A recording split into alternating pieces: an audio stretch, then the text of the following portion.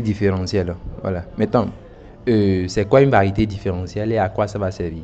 Vous savez, on a fait de la géométrie, bon, dans le plan par exemple.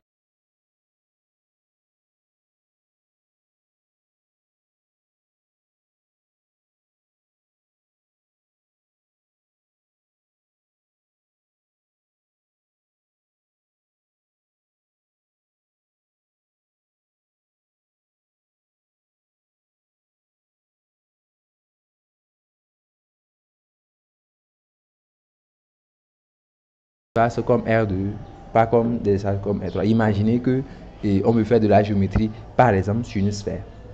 Voilà, on peut vouloir faire de la géométrie sur une sphère. En réalité, la géométrie dans un plan est trop simple. Par exemple, un plan, c'est comme une table, par exemple. C'est trop simple. Parce que dans la... Non. La surface de la Terre est comment? La surface de la Terre, c'est un peu courbé, il y a des vallées. Elle n'est pas plane. C'est-à-dire la surface de la Terre n'est pas un espace vectoriel. Ce n'est pas R2, ce n'est pas R3. Vous voyez, donc si tu veux dessiner une droite sur une surface qui est courbée, tu vois que c'est plus vraiment une droite. C'est-à-dire que les choses seront quand même différentes. Il faut donc définir ce qu'on faisait avant. Il faut redéfinir ça. Disons. Mais vous allez voir que localement, quand on prend une partie, une très petite,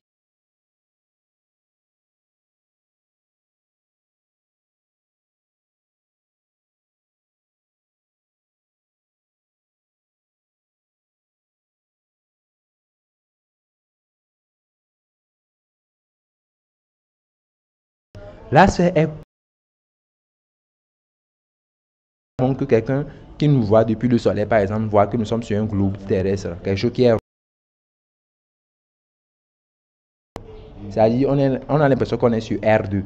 On va dire que la boue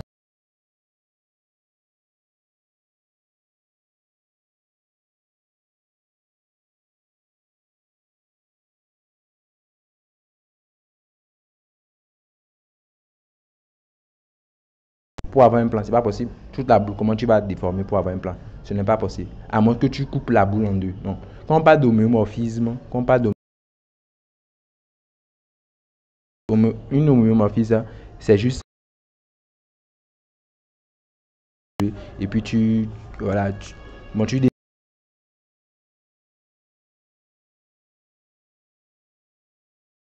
fais des coupures.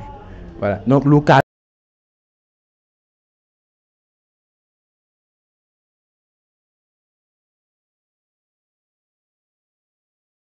Voilà. Maintenant, on va au flux du coup chercher à définir des choses sur les variétés. C'est-à-dire, on parle de tangente par exemple. Dans un plan là, quand on a une courbe, on parle de tangente, n'est-ce pas? On va vouloir définir la tangente pour une courbe qui est sur une... On peut définir la tangente. Donc, il va falloir définir tout ce qu'on faisait en géométrie. La notion de définir ça sur les surfaces courbes. Voici. Donc, on dit, une variété différentielle, c'est un espace topologique séparé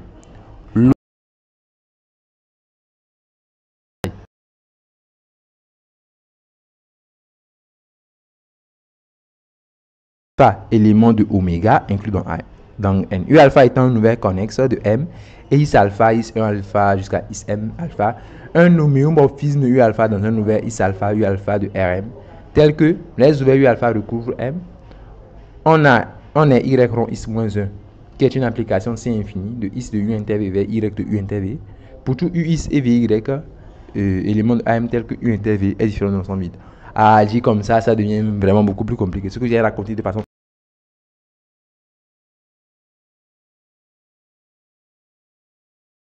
à, à un nouvel de M, voilà que c'est ça.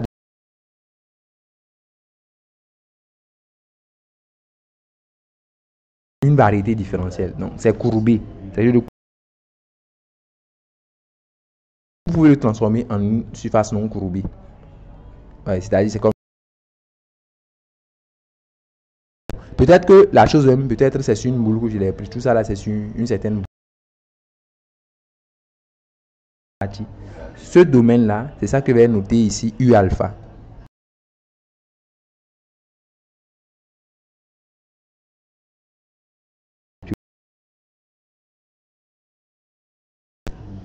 on peut trouver, voilà, un nu alpha.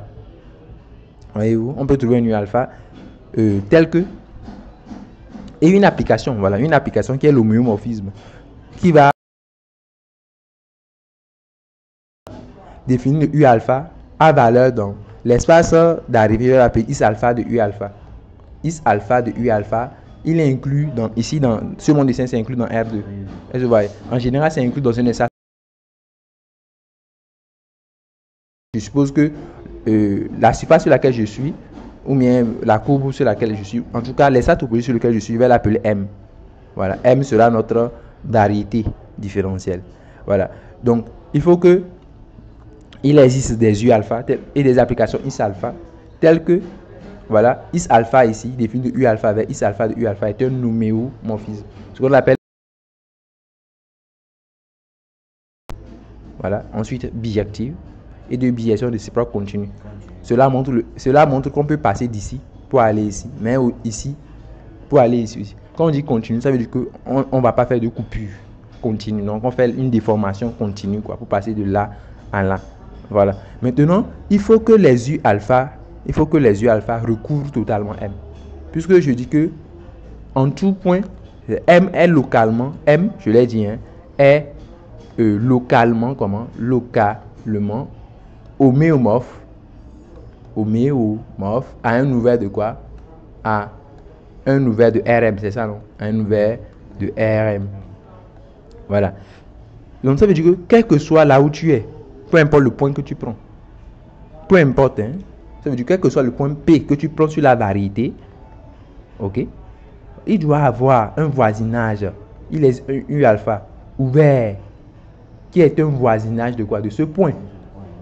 Et aussi une application Is alpha qui doit être un homéomorphisme. Vous voyez? Voilà, Is alpha définit de quoi? De U alpha vers Is alpha de U alpha, qui inclut dans quoi? Dans Rm. Voyez-vous? Si on le fait pour chaque point P, finalement les U alpha vont recouvrir totalement M. Je ne sais pas si vous voyez. C'est-à-dire, quand tu prends un point P, tu peux trouver un U alpha là-bas. Si tu prends un autre point P, tu peux trouver un U alpha là-bas. N'importe quel point. Finalement, l'union des U alpha va donner quoi? Ça va donner M. C'est évident. Donc, on va dire il faut que l'union des U alpha P variant sur M donne M. Voyez-vous? Voilà. Maintenant, je vais faire une analyse.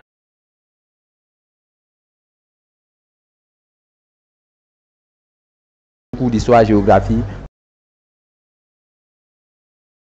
Faites une carte sur laquelle il y a l'Afrique, il y a l'Asie, il y a l'Europe, il y a, voilà, tout, il y a tout ça là.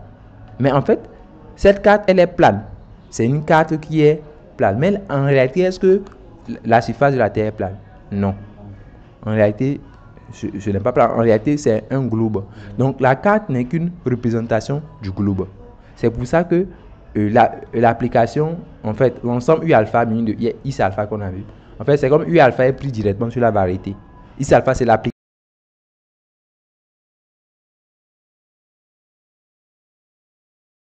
C'est juste par analogie à ce qu'on fait sur la Terre, quoi. Voilà. Donc, on va dire que, dans une carte, on m'a dit que son domaine, c'est U alpha. Donc, une carte, c'est ça, quoi. Par exemple, la carte du Togo, c'est la carte du Togo sera peut-être comprise comme l'application dont le domaine est le Togo. Le Togo réellement, pas le Togo qui est...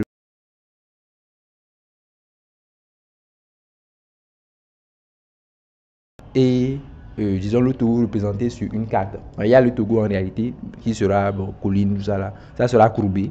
Mais il y aura aussi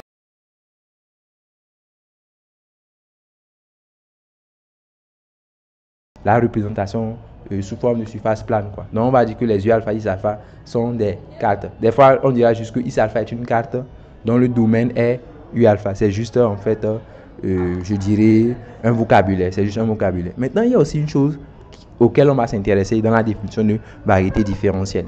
Voilà.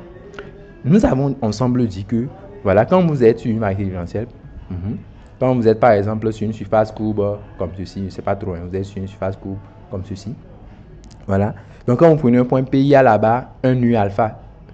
On est d'accord? Un U alpha. Voilà. Voilà. Maintenant, quelqu'un d'autre pouvait trouver aussi un autre U bêta, toujours voisin de ce point P. On est d'accord? Bon. Donc, disons un truc comme ça, un U bêta. Finalement, c'est comme si ce que je suis en train de dessiner, c'est qu'on a peut-être un U alpha comme ça et peut-être un autre U bêta comme ça. Donc ça, c'est U alpha et l'autre, c'est U bêta. Voyez-vous?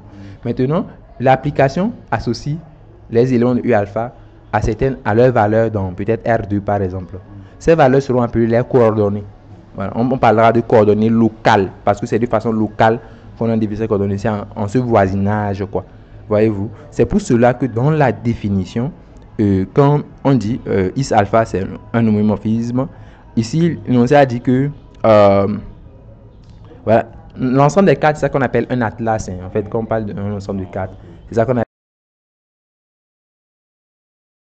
de l'ensemble des cartes des continents du monde. Ça forme l'atlas du monde, quoi. Voilà. Donc, une variété différentielle est une topologie séparée, localement compacte à base de voisins indénombrables.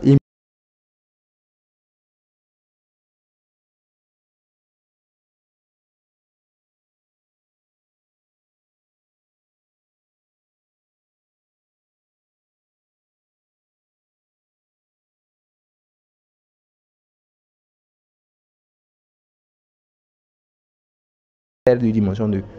Parce que quand tu prends une partie de la sphère, c'est homomorphe à un plan. Par exemple, actuellement, on est sur le groupe terrestre, mais on a l'impression qu'on est sur un plan. Le plan, c'est R2. On m'a dit que la sphère est une variété de dimension 2. Par contre, si tu prends un cercle, localement, c'est quoi? Localement, le cercle, c'est quoi? Localement, c'est un segment. C'est R, c'est une partie de R. Localement, c'est un intervalle, quoi. Localement, c'est... Donc, on va dire que le cercle est de dimension combien? De dimension 1. Donc, le M ici désigne la dimension, en fait, de la variété grand M. Voyez-vous? Voilà. Donc, l'énoncé a dit que les ouvertures alpha recouvrent M. Je l'ai expliqué. Voilà. Ensuite, je vais expliquer le Y rond I dont il parle. C'est ça que je veux expliquer, en fait, ici. Voilà. Donc, quelle est l'explication que je voulais vous donner? C'est que, quand vous prenez un point P ici, voyez, en fait, il y a une application qui transforme U alpha. Il y a une application qui va transformer l'ensemble en fait qui est ici. L'ensemble, voyez-vous, à l'intersection là. C'est U alpha inter quoi? C'est l'ensemble U alpha inter U bêta, n'est-ce pas? L'ensemble qui est ici, c'est l'intersection de U alpha et de U bêta. Ok, admettons. Maintenant, la chose est que ce qui va nous intéresser, c'est quoi? Je vais vous expliquer cela, vous allez comprendre. Quand vous prenez, supposons que U alpha inter U bêta est non vide. Parce que ça, on pouvait prendre un U alpha et un autre U bêta qui sont disjoints. Mais je vais prendre U alpha et U bêta qui se coupent. Pourquoi? Prenons U alpha, c'est différent du vide. Dans ce cas, si on prend un point P qui est dans U alpha inter U bêta, ce point P là possède des coordonnées pour is alpha. Is alpha, je vais appeler is alpha l'application, la première carte quoi, qui correspond du domaine U alpha. Ok? Définir is alpha. Et is bêta, c'est la deuxième carte qui lui est définie U bêta vers is bêta de quoi? De U bêta. Maintenant, la chose est que les points P qui sont sur U alpha inter U bêta, comme ils sont dans U alpha, ils possèdent des coordonnées pour is alpha. Vous voyez, P possède un système de coordonnées local. Voilà, si on utilise la carte is alpha. Mais ce même point P possède aussi un système de coordonnées local pour maintenant is bêta. Voyez-vous? Voilà. Maintenant, quelle relation permettra de passer de l'un à l'autre? Voyez-vous? Donc, on peut faire souvent cette représentation de façon schématique. C'est en fait une situation comme celle-ci, où nous avons ici, donc U alpha. Voilà. U alpha, on définit une application X. Voilà. Bon, je mets is alpha, une application X. Bon, je vais laisser les alpha. Je vais mettre is tout simplement, une application X.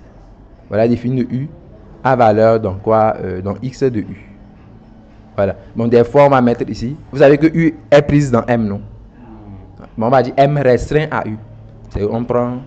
C'est pour dire que U est une partie de M, quoi. Is de U, lui, c'est une partie de R puissance M, n'est-ce pas? Donc, R puissance M restreint sur quoi? Sur Is de U. Voilà, donc on a une variété M, sur la même variété M. On peut prendre un autre. Pourquoi c'est RM?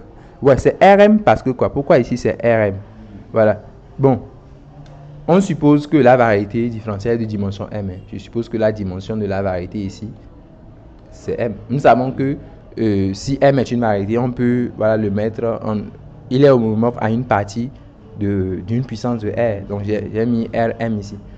Voilà, M peut être égal à 1, 2, 3, 4. Ça dépend de la variété, quoi. Voilà, donc voilà, je disais qu'on peut aussi prendre un autre domaine V, voilà, et donc une autre carte que je vais appeler ici Y. Donc toujours Rm, Rm ici Y de quoi? De V. Voilà. Maintenant, la chose est que quand on prend un point P qui est dans U inter V, voilà, je vais prendre ici U inter, je vais travailler sur U inter V. Voilà, si on prend un point qui est sur U inter V, ce point a des coordonnées locales ici, mais il a aussi des coordonnées locales ici. Maintenant, on va trouver, il doit y avoir une relation entre les deux. Donc, ici, je vais mettre U inter V, je vais me restreindre sur U inter V, quoi. Ok, je vais me restreindre sur U inter V. Sur U, on va se restreindre sur U. Dans ce cas, ça là, c'est quoi? C'est is de U inter V. Voilà, dans ce cas ici, c'est is de U inter V. Et de l'autre côté, c'est Y de quoi?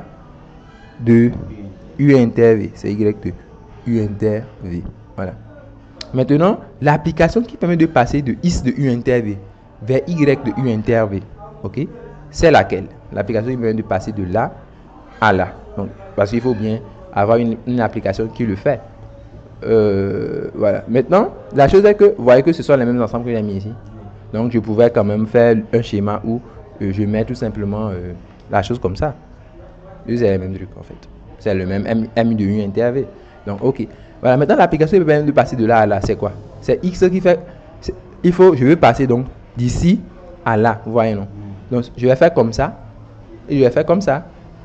Voilà, donc comme ça c'est is-1 parce que c'est is qui va comme ça. Oui. Ouais, donc comme ça c'est is-1. Donc celui-là c'est is-1 alors que l'autre c'est ça qui est y. Ouais, donc c'est l'application y rond is-1. Y rond is-1. Voyez, on commence avec is-1 et après on va à y. Comment on compose? F rond G, c'est G qui commence et F qui suit. Voilà, donc y rond is-1 est donc défini de quoi? De is de U inter V vers quoi? Vers y de U inter V.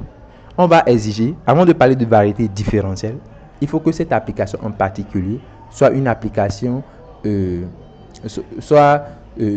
application de classe C infini. Il me semble même un difféomorphisme, on va vérifier quand même. Donc, il faut que l'application Y rond is-1 soit de classe C infini, de is de U inter V vers Y de U inter V, pour tous 4 UX et VY, éléments de l'atlas, tels que U inter V différent du vide, je l'ai dit. Il faut que U inter V ne soit pas vide. Voilà. Donc, c'est ça les conditions en fait. Voilà. Donc, il faut avoir une carte. Voilà, une carte. Donc, des domaines U alpha, Is alpha. Les Is alpha formant un homomorphisme de U alpha vers une partie de Rm. Voilà. L'union des U alpha doit donner la variété M. Maintenant, avant de dire que la variété est différentielle, il faut que les applications de changement de carte, on parle de changement de carte parce qu'on parle d'un système de coordonnées à un autre système de coordonnées. L'application Y rond is-1 sera appelée application de changement de carte. D'un système de coordonnées à un autre système de coordonnées. Voilà. Donc c'est ce que l'on veut dire en fait dans cette définition. Donc cette définition, il y a beaucoup de choses en fait. Et donc il faut comprendre toutes ces choses-là. Maintenant on va faire un exemple en exercice. Voilà, donc en exercice, tout d'abord, prenons, disons, un cercle. Je vais prendre quelque chose de très simple. Prenons un cercle. On va voir si c'est une variété, si le cercle peut être considéré en fait comme une variété différentielle. Voilà, on va voir ça. Voilà, assez naturel de construire un homomorphisme. Je pourrais par exemple dire que je vais prendre en fait cet arc-là, l'arc qui est ici, un point qui est sur cet arc, je vais lui associer son angle peut-être. L'angle sera mesuré. Je vais prendre O, ici OI. Voilà. C'est-à-dire un point qui est ici là. Je vais lui associer l'angle moins pi sur 2. Un point qui est ici, je vais lui associer l'angle pi demi. Voyez non. C'est-à-dire que pour un point P quelconque, on associe la mesure de l'angle OI au P quoi. Voyez, à un point P de l'arc là, j'associe la mesure de l'angle quoi? OI. Bon, entre le vecteur I et le vecteur OP. Voilà. Donc en fait, si je fais comme ça, je vais appeler cette partie là, je vais l'appeler U. Ok. L'autre partie, je vais faire un truc comme ça aussi pour l'autre partie. Voilà. Bon, par exemple, je vais définir une application X définie de quoi? De U à valeur dans moins pi demi à pi demi. Je sais pas si vous voyez. Moins pi demi à pi demi. Voilà, qui a un point P associe l'angle entre I et quoi? Et OP. En fait, je viens de définir une carte comme ça.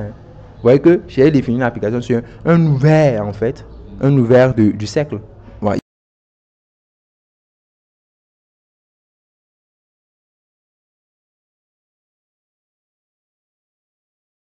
Est une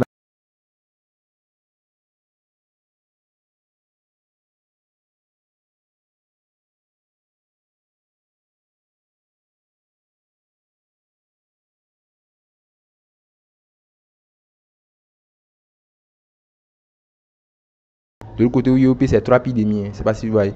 90. De OI à OP, c'est pi plus pi demi, en fait. C'est-à-dire, ça sera donc défini de quoi? De pi demi à 3 pi demi. Hein. C'est-à-dire, le point là, par exemple, c'est pi demi. Le point là, c'est quoi? Parce qu'il faut partir d'ici à là, ça va être pi. Vous voyez? Et dernièrement, c'est 3 pi demi. De pi demi à 3 pi demi. Donc, je viens de définir une nouvelle carte encore. Mais la chose est que, est-ce que j'ai déjà un atlas? Il faut donner un nom à celui-là. Hein. Voilà. Est-ce que j'ai déjà un atlas? Est-ce que je peux dire que l'ensemble constitué par UX et VY est déjà un atlas? Autrement dit, est-ce que U et V recouvrent déjà le cercle? Est-ce que U, que j'ai pris comme ça, et V, est-ce qu'il recouvre totalement le cercle? Voilà. Est-ce que U et V que j'ai pris, est-ce que ça constitue un recouvrement du cercle? U union V donne-t-il le cercle? Là, c'est... Mais en fait, privé des deux points là. Privé, bon, je vais appeler ce point N pour dire pôle nord et celui-là S pour dire pôle sud. Pourquoi je dis ça? Parce que ce sont des ouverts. V est un ouvert. Il n'est pas fermé en S. Vous voyez? Ils ne sont pas fermés en N et S. Donc c'est pour ça que ça fait ceci privé de... Bon, il ne faut pas qu'on fasse le S là. Je vais l'appeler S1 pour dire c'est de dimension 1. Vous voyez donc que je n'ai pas encore quoi? Je n'ai pas encore un atlas. Donc il faut encore d'autres. Parce qu'il y a des trous que je n'ai pas comblés. Donc je peux encore faire la même chose, définir. Je vais peut-être appeler... Vous voyez que si j'ajoute les deux là, c'est fini. J'ai comblé les trous. Si j'appelle celui-là par exemple grand A et l'autre grand B, je fais aussi une autre correspondance. Hein. Donc celui-là, ça sera certainement 0 à pi. Ouais, 0 à pi. L'autre peut-être pi à 2 pi. Hein. Pi à 2 pi. Voilà, vous voyez. Pi à 2 pi. L'autre pi à 2 pi fera l'affaire. Donc ça marche bien. Voilà. En faisant ceci, j'aurai défini alors en fait donc un atlas. Voilà. On est d'accord parce que l'union maintenant de U, c'est l'union que je mettrai. L'union de U de V, de A et de B va donner S1. Puisque là, j'ai comblé les trous. Donc, vous voyez que je viens de montrer facilement qu'un cercle, en fait, est une variété de différences. Vous voyez? Donc, vous comprenez que la façon de choisir les systèmes de coordonnées, ça dépend, en fait, de...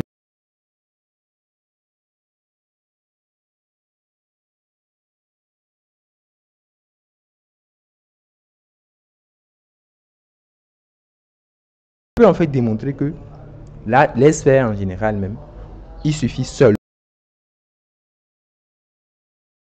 de 2 cartes. C'est-à-dire, on peut recouvrir toute sphère avec seulement 2 cartes. On peut le faire. Mais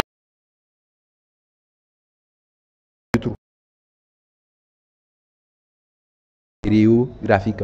On va donc voir comment les juste 2 cartes suffisent pour ouvrir une sphère.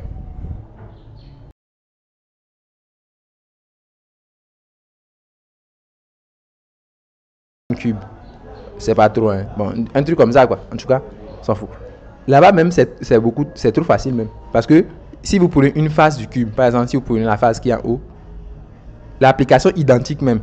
Il faut même pas l'application identique. Je le prends l'application identique, l'identité, même. C'est même pas la peine de le transformer, quoi. C'est même pas la peine de le courber, quoi. Parce que c'est déjà plane.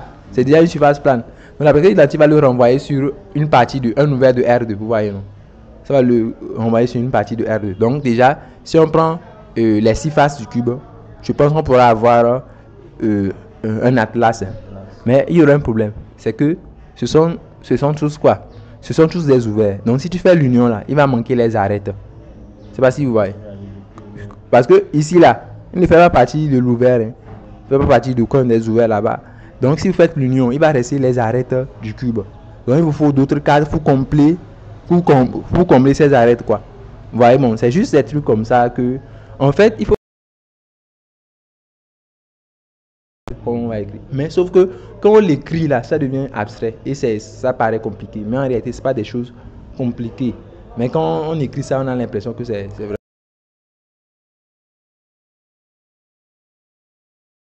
Projection stéréographique, vous allez voir, ça sera intéressant, très intéressant même. Je dirais même très intéressant.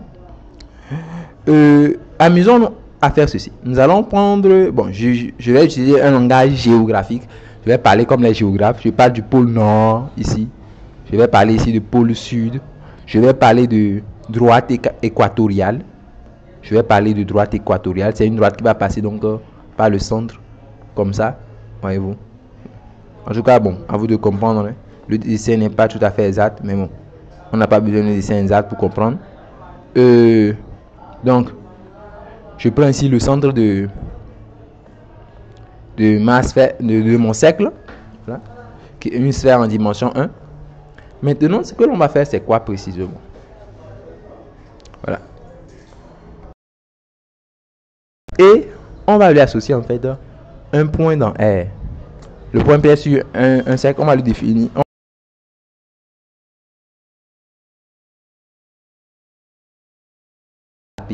On parle de projection stéréographique nord. Et je vais associer l'intersection avec la droite équatoriale. Vous voyez, c'est ça qui sera l'image. Donc l'image de P, c'est ce point-là. C'est ça qui est IN de P. C'est l'image, en fait, du point P par la projection stéréographique nord. Voilà. Maintenant, on peut définir l'image de plusieurs points comme ça. Regardez, ce point P là.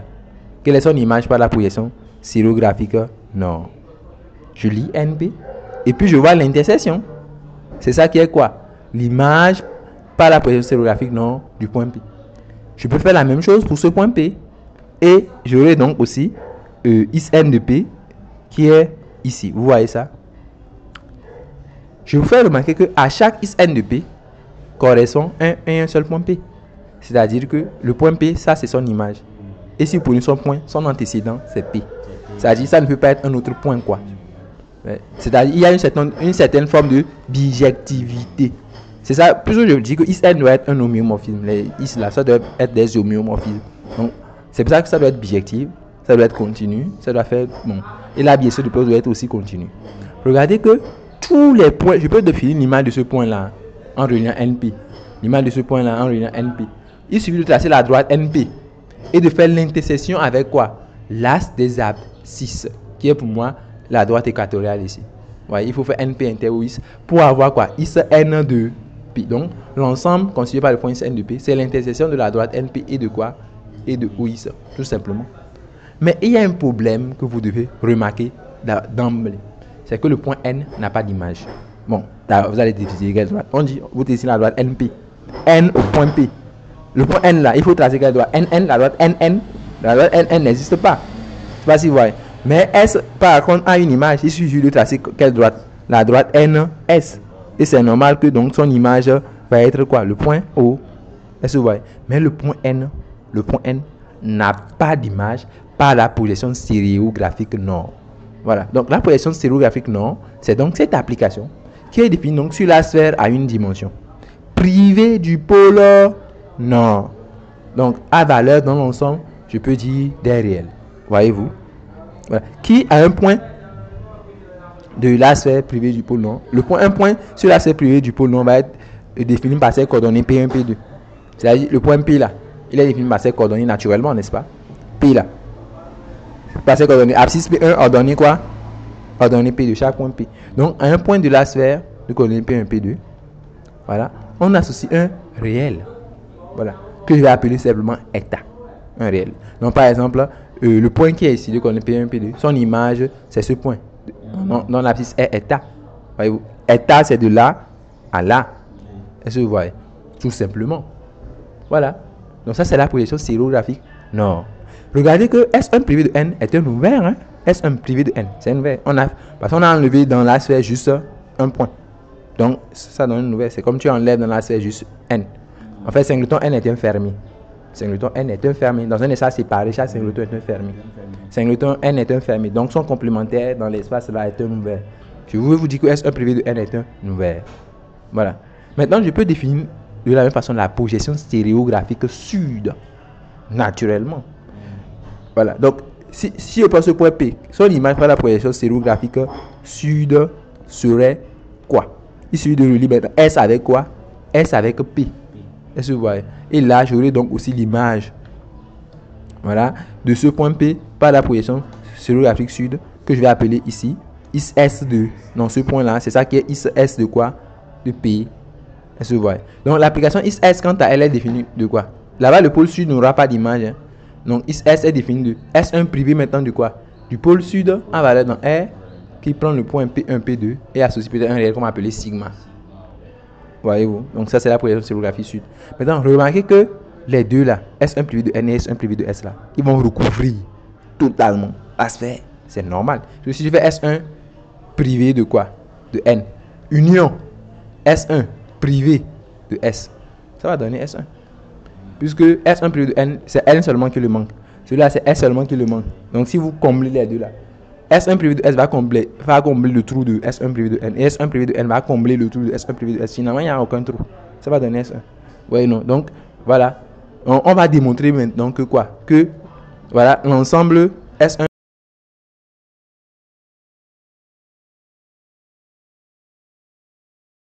et de S1 privé de N muni de is N, voilà, va former donc un atlas.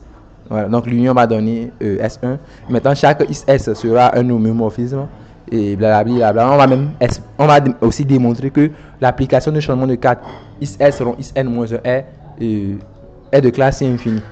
Bon, bref, il faut vérifier les conditions de la définition. Voilà. En gros, si on me demande de montrer que la sphère S1 ainsi définie avec ces projections là constitue une variété, c'est ce que vous devez montrer. Que S1 plus S et S1 plus N recouvrent. Il faut montrer que chaque is S et is N constituent des homomorphismes. Il faut montrer que l'application de changement de 4 est de classe C infinie. Si vous arrivez à démontrer tout ça là, on peut conclure que vous êtes sur voilà, une variété différentielle. Donc vous avez un atlas qui fait l'affaire. Voilà. Bon, moi ce qui m'intéresse ici, c'est de trouver l'expression, la formule explicite de is N et la formule explicite de is S. On va expliciter ensemble is N et is S. C'est-à-dire trouver état en faisant P1, P2. État et sigma en faisant de P1, P2. Maintenant, quelle relation y a-t-il entre état et sigma maintenant? Vous devez voir. C'est-à-dire que, par exemple, le point P là, son image par la projection N, c'est état. Par S, c'est sigma. Quelle relation y a-t-il entre sigma et N? C'est ça, on appelle l'application de changement.